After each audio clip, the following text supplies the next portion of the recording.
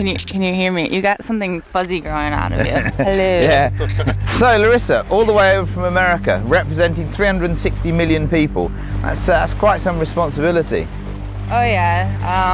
Nothing I'm not used to though. So did it for the World Catfish Classic, and now I'm here for Team USA at the World Carp Classic, and I couldn't be happier. Definitely blessed, and definitely just honored to be here representing America. You were recently into carp angling, really, and I mean, you were over in Romania recently as well, so I understand. I was, I figured, I had to get my feet wet.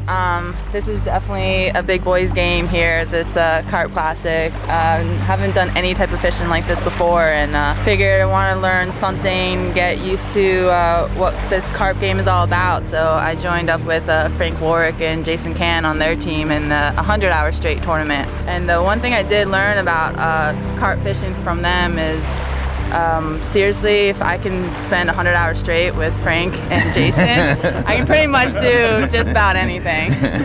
Yeah, I think that's probably about right, really. They're two very special characters, and I put that in inverted commas, but that's great stuff. Well, look, I mean, you've obviously got some big waters in the States and different things, and you're not unfamiliar with catching big fish in different locations. Do you want to tell us about some of the other fish you have caught? I've definitely caught a wide variety of fish. A lot of things interest me. Actually, recently after the Catfish Classic, I was on a tarpon tournament. Right. And caught about 100-pound tarpon and placed in that tournament. I've been all over the world pretty much. I've been to Thailand, caught some Mekong catfish and red-tailed catfish. Really, my next trip, which I really want, is a nice peacock bass and arapama from the Amazon. Well, the event's not over yet, and I mean, there's been sections and people that have actually, all of a sudden, they've had no fish, and then suddenly 1, 2, 3, 4 rods have gone off. So that's the plan. That's it. Well, good luck, and look forward to seeing you guys later on. Well, I'm down here now on the in one of the sections. This is Pescalise peg number 7. I'm down with one of the Italian teams, with Daniele and Riccardo and the guys here for the feed up team. Guys, you've caught 6 fish so far. What are your feelings about the event so far then? It's not enough, but we are happy because we know that it's a hard lake and difficult lake, so we are happy, but the first one I think was something like 30 carp, and he have a lot of kilos, so we are doing the last 2 days and we hope for the best, so we finger crossed. Yeah, the guys from Feed Up have been tremendous supporters of this, the World Carp Classic, and they've been great help to actually help put the event together here. You know the lake, you know how it fishes, you know the baits and the tactics to use. What sort of tactics are you using here? We are using the feed up baits, for sure. Of course. We are using just bait about 0 gravity of 20 millimeter, and the color is so yellow, so fruity, tasty, and just boiling and a bit of particles. Not a lot of baits, because you have to check where the fish is. Yeah. And after that, when you start to have the carp run, you put the bait. So the fish are in close here? It's better because everyone is fishing something like 200 meters, and we are in the middle of the beach. You can see it, and we are trying to take the fish near us. Right. So we are trying to do this, and we had the results. So. But I was looking to actually see where the nearest competitors to you were. I almost need a pair of binoculars. The space in between the pegs here is massive. We have a lot of space here. Yes. We can fish so distance with 4 rods, and I can say hi to the team. But for the rest, everything is okay. We are so happy. Thomas Duncan Dunlop and Martin Locke fishing together in the World Carp Classic for the first time here at Lake Bolsena. Lovely place, isn't it? We come out in April time. The event has fished exactly how we saw it, didn't we? Loads and loads of fish coming out, big fish as well, stunning creatures. Unfortunately, in our little area, we haven't got that many fish about. We're still trying, and I imagine if one of these go over, there's a good chance it'll be the biggest one in the competition. So we're still giving it a good old go. Yeah, it's all, it's in the luck of the draw, and there's obviously favoured areas and less favoured areas. At the minute, we're in less favoured area. 4 days in and not a full yet, and nothing out in this section, I don't think, is there? But we've pulled out the bag enough times before. One take, all it takes, isn't it? Yeah. All changes. Exactly. I mean, talking about the draw, obviously with the system we've got, you get 10 seconds, having drawn a peg, to decide on whether or not you keep it or not. quite a few people picked up pegs and put them back. Yeah, exactly that. We our thought process, we went round, as you know, we was here 3 days I think before the event started. We had a good look round as best we could, and it's so hard, you know, we weren't going out, you couldn't go out in a boat, so you're looking at areas and trying to judge sort of how deep it is, and that is what we was trying to aim at. If we knew where all the weed beds were in sort of 15 foot, then whoever sussed that are much better anglers than we are. You know, but even the Italians, they were looking. I mean, Roberto and Riccardo, they was on stage, and I was looking at them, and I'm thinking, if they haven't really got a major clue, because there's only some areas that these guys can fish. Yeah. And if they're struggling with the tour, then we haven't really got a, but now, next year, there'll be a lot of people gunning for areas, because there's guys down there that are having a world of a time, and they've had, I think there's probably 10 pairs that have caught over 100 kilo of carp all through the night. They could rip off at any time. Yeah, that's the thing, isn't it? Like we're hoping for a take, they're expecting them. Yeah. It's the areas where you'd normally expect the carp to be. It's from 3 to 6 metres, big areas. This one, unfortunately, what looked like a reasonable sort of depth was up to about 150 metres where we're fishing out. It's 1 metre deep.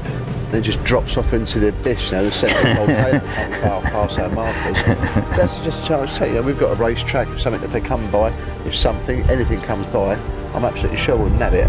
But the areas the boys are in, where they've got multiple catches going on, it's just areas you expect to catch carp.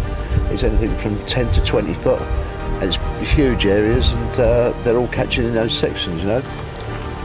The buzzard still goes to the wire when the heads drop, ours don't. We know just one fish of, yeah, you know, whether it's a big fish which we'd be expecting if one come along, or a small one there to win this section, I would think. So it's all guns a-blazing for the last 24 hours for us. Yeah. Well, look, good luck, guys, and well done on another brilliant event, mate. You must be proud, mate. Excellent. Yeah, and good luck to the guys down there. Next year we'll be in amongst it all, so watch your back. Into the lottery bag again. That'll be the one. Can't you warm up a couple of pools? all right, and guys, good luck, and we'll see you later on. Cheers. Well, I'm delighted to be here with Tim Paisley and Steve Briggs, two of the most famous carp anglers of all time, and delighted that over the years both Tim and Steve have fished in quite a few of the World Carp Classics. Tim, how do you compare this one to other events that you've participated in? Well, it's been very similar in that I've got a lousy draw and I'm catching nothing. But other than that, I love Medine, but the problem with Medine was that everyone knew where the winning peg would come from, or one of two pegs maybe. We knew which pegs might produce a fish, so you're in hope, and we knew where the no hope areas were. Now we've come here with an open mind. We've tried to get a feeling for the water. You know, all the boys have been out and had a look, and I think we got our criteria slightly wrong. I think weed is the big thing here, which we didn't realise that at the time. So it's had the unknown factor, which is exciting coming here. The end result for us has been that we've all put a decent section back and drawn one that hasn't produced fish. But I think the venue is magnificent. Yeah, stunning. I will risk it again. You know, that draw. I think if you're doing the 200 pegs that you're talking about, I think you've got to do a straight draw in future, otherwise we're going to be there till Monday dinner. In fairness, that does take a long time to do. Brilliant infrastructure. You know, the chalet we were in, the chalet village we were in, where we've got the 3 chalets, all the team together. Yeah. The local wine is good, the local beer is good, spaghetti bolognese, I love it. So apart from the fact I haven't caught anything, it's been bloody marvellous. Well, that's great. Well, Steve, you've been catching over the past, you've caught some great fish. Do you want to talk about the tactics you're actually using here at the moment? Yeah, I mean, it's pretty basic. In this area, we haven't got much weed. That was the main thing. I mean, we was looking for weed. As we know now, that's the main feature to look for here. And we haven't got much. We've got little bits, but what we have got is a ledge at about 120 metres. Right.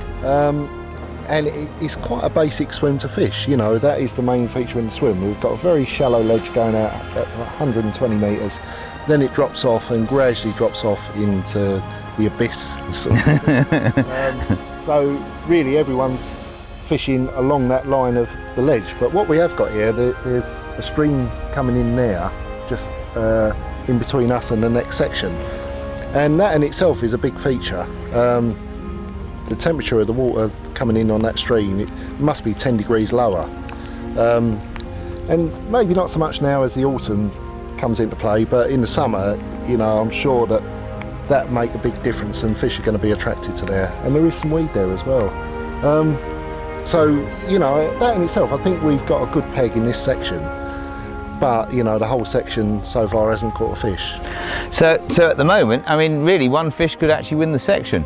That is what we're angling for. We're using slightly different tactics. Steve has gone on the weed, on the drop-off, down to about 20-25 feet.